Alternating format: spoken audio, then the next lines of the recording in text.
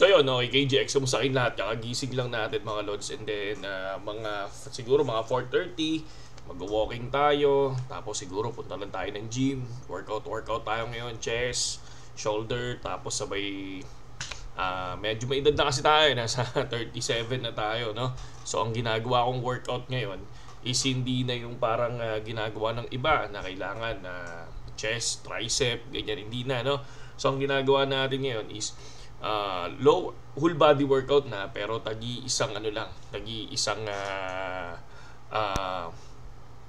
anong tawag dito, program. Kunyari incline lang, tapos back rowing lang, tapos leg squat lang, parang ganun, tapos ang triceps, ang bicep, yun lang yung ginagawa natin mga lods. Tapos shoulder, military press lang, yan. Okay, so ngayon balik tayo dito sa TA natin. So tama yung TA natin kahapon, no? Once na mag-end, ito na siya, no? So kung sino yung nakapanood ng TA natin kahapon. And dito sa Telegram kanina, so nagbigay tayo ng TA. May mga TA na tayo na binigay, running profit. Kahapon nag-TA tayo si LACH, si Kao, tsaka si Rat, no? So ilang beses na nilang nakuha kanina, ilang beses na nilang nakuha yung 20%, no? Nakuha nila yung 20 to 30% and then nag-drop. Tapos nakuha ulit nila additional 20 and 30%, nag-drop. Tapos ngayon bumababa sila ulit. Okay? So para sa akin, good time to enter na dun sa TA natin kahapon. And then may TA din ako ngayon, pero yung sa ngayon hindi ko pwedeng pakita. Saka na, bukas na yan, no? So yun. Sa mga gustong pumasok sa Telegram, napaka basic lang naman yung kailangan natin, di ba? Sundin lang natin yung mechanics. Ano yung mechanics? Dapat under ka ng link ko sa description. Nandiyan sa description. Tapos dapat may first trade ka na. Tapos syempre, like and subscribe dito sa YouTube channel natin and then sa my Facebook page. Binibigay ko naman yan mga kapatid. Okay? For example, ito. Yan, nagbibigay ako ng ganito. And then sundin mo lang. Kaya lang sila, hindi nila sinusunod. Kasi nga, bakit kaya hindi nila sinusunod? Dahil nga may mga account na sila, no? So sa akin, kapag may account na kayo, delete nyo lang, register kayo after 24 hours, gamitin nyo yung link natin sa description natin. Okay? So saludo dito dun sa nag-TP, no? Ito na yung mga TP4 natin, mga lodi. Marami na yan. So tinitingnan ko lang isa-isa, no? So lahat yan nakakuha na ng TP4 natin dun sa lahat ng TA natin dito. And then sa PNL status naman, yung iba nakakuha na rin. Kaya lang yung iba hindi masaya sa 20%, no? So ako, rule ko, baka nga sa susunod bukas start ako mag-TA. Hindi na ako maglalagay ng TP1 na ganitong price. Ang lalagay ko na lang doon, TP1 20%, TP2 25%, TP3 30%, TP4 bahala ka na. Parang ganun na lang siguro yung ilalagay natin. Okay? So balik tayo doon sa TA natin mga kapatid. So ito yun. Kanina kasi nag-TA ako na possible pumunta siya ng 105,500. So ayun na, no, nakuha nga yung 105,500. So far kung titingnan natin, merong ililiquidate dito sa ilalim na to na 104.3. So possible baka kunin niya si 104.3 kasi medyo malapit lang naman siya. At based dito sa graph natin, kailangan hindi siya bumaba ng 102.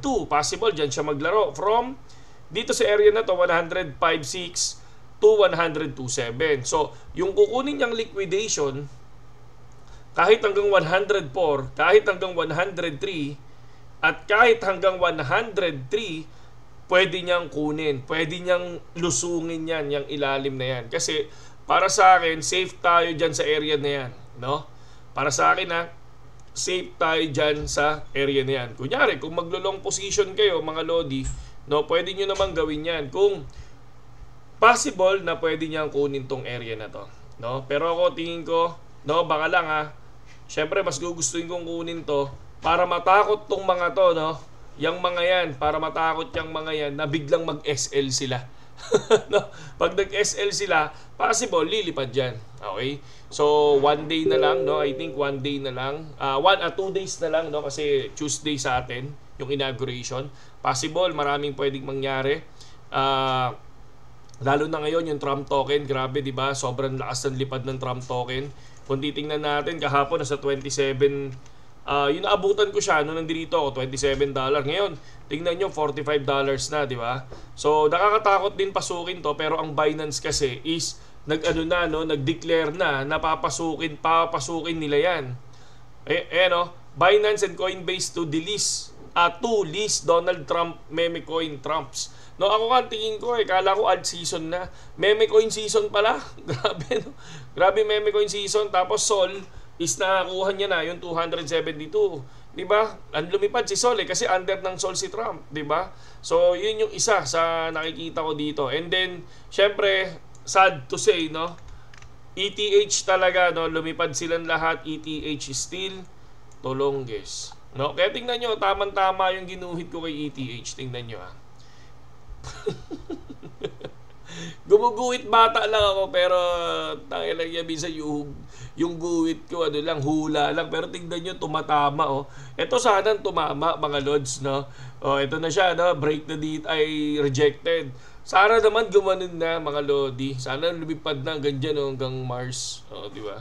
So, tingnan na lang natin kung anong possible na puntahan ni ETH, mga kapatid. And then dito naman sa Cointelegraph, kung mapapansin natin, based dun sa insight, no, based dun sa 3 years of, sabi nga nila sa investment daw si Bitcoin 3 beses lang natalo, no, 2014, 2018 and 2022, which is lahat yan is bear market, di ba? So kung pumasok ka sa cryptocurrency talaga, kung ikaw for long term ang habol mo, syempre yan isa, no, Bitcoin, no, isa sa pinakamaganda. So far syempre na ETH tayo, nakaano pa rin ako, no, hanggang ngayon naka-hold tayo kay ETH. Pakita natin yung asset natin para at least transparent tayo. Okay, so far meron tayong 8.5k, no, USDT. And then sa spot natin, mga kapatid, negative 4,000 tayo. And ETH is negative 51 tayo dito. Pero kasi nag-buy and sell lang tayo dito kay ETH. Ang ating puhunan dyan is 200 KPHP. So ngayon nasa 471. Para naman sa akin is okay pa rin naman siya. Good pa naman siya, no? So hindi pa ako mag-TP dyan or tawag dito, mag-out, kasi malaki pa naman yung puhunan natin dito. So far naka-hold lang ako dito kay ETH. Hintayin ko yan mag 5,000. So tendency kung mag 6,000 pa is good thing, no? Maganda-gandang profit na yun para sa akin. And then ngayon may margin tayo dito sa spot natin na 186. And then meron tayong future na future natin, ang kailangan natin ay meron tayo, ang realized profit natin is 2,000 at ang PNL natin today is negative 2,000 tayo, and then ang PNL natin is 26, mga kapatid. So far meron tayong 139. Mamaya magti-trade ako, mga kapatid. So ano pa lang naman yan, kayang bawiin yan, no? So kasi natalo ako doon kay ALCH, no?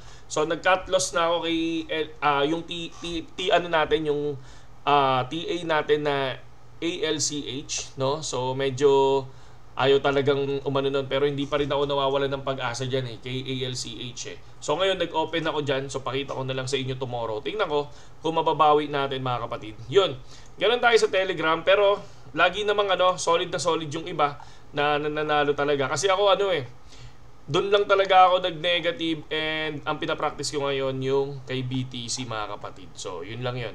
No, ayan, kita mo sila, nag-profit sila. Yan. So good naman kahit papaano yung mga so far, no, healthy pa ang ating Telegram, mga kapatid. And then syempre, tulad ng sinabi ko, talagang mag-aano lang tayo dyan, research kung ano yung mga pwede nating gawin pa para ma-improve pa natin yan, mga kapatid. Okay? So, nagpa-practice din ako sa copy trading. Ito, kung makikita nyo, Future Elite Trades. Makikita nyo, meron akong puhunan dito na 10 USDT. Nagpa-practice ako ng BTC, ETH, no? Pero ngayon nasa XRP yan. So kaya lang medyo sablay sa XRP. Pero tumatama tayo kay BTC and ETH ngayon. Baka ETH and BTC ako mag-focus dito sa copy trading, mga kapatid. No, hintayin nyo yung copy trading natin soon. Kung sasabihin ko naman yan sasabihin ko naman sa inyo kung mag-open na ako ng copy trading or basta para at least doon, para sa mga hindi ayaw lumipat sa link natin, edi sa copy trading kayo pumasok, di ba?